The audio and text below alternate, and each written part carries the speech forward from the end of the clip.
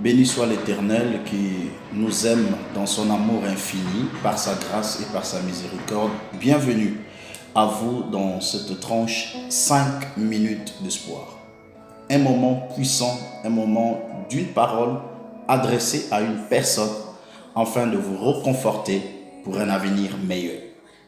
Aujourd'hui, par la grâce de Dieu, nous allons partager Romains chapitre 8, verset 25.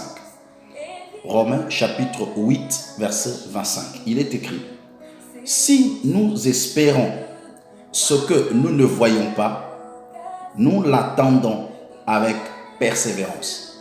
Si nous espérons à ce que nous ne voyons pas, nous l'attendons avec persévérance.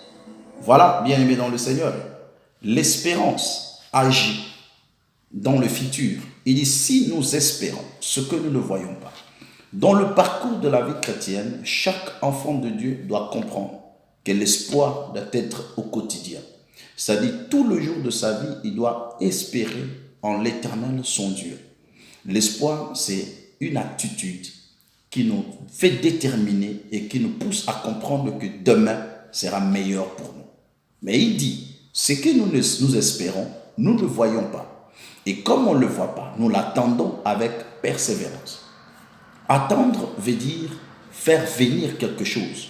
C'est-à-dire, si j'attends, c'est qu'il y a quelque chose qui doit nécessairement arriver. Si j'attends, c'est qu'il y a une bénédiction qui doit me faire parvenir. Et ça, c'est très important. Bien-aimé dans le Seigneur, quand il y a un malheur qui survient dans la vie d'une personne, l'homme se met toujours dans une attente. Tout dépend maintenant de la qualité de ton attente. Est-ce que tu attends à une négativité ou tu attends à une positivité? Parce qu'on nous dit, si nous espérons ce que nous ne voyons pas, nous l'attendons, mais avec persévérance. Cela veut dire quoi?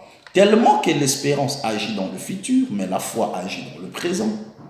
Alors, la vie d'une personne dépend de son espérance.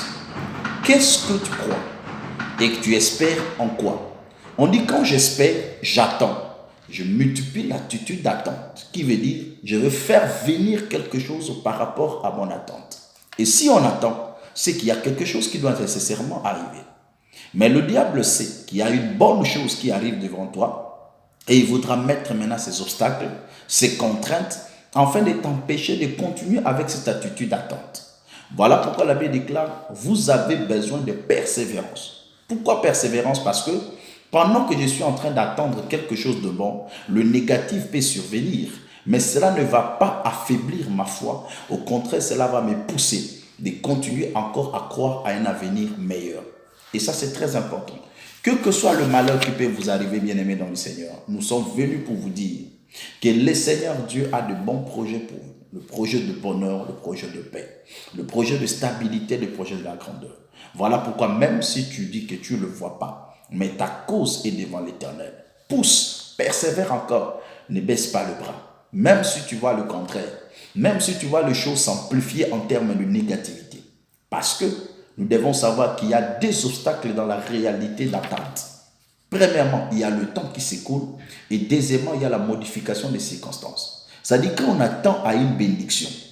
Le temps qui s'écoule peut constituer un obstacle. Les circonstances qui continuent de s'amplifier peuvent constituer un obstacle.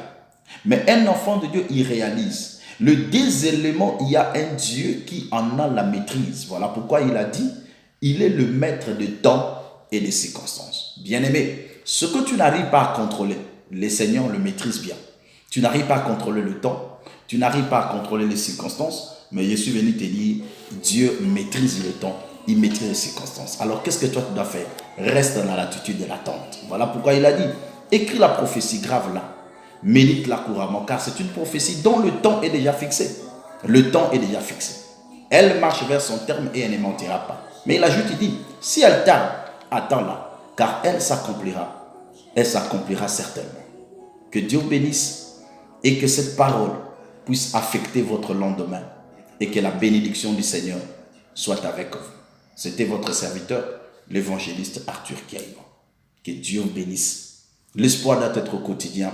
Continuez à espérer et attendez de grandes choses venant du Seigneur. Que Dieu vous bénisse. Bye bye.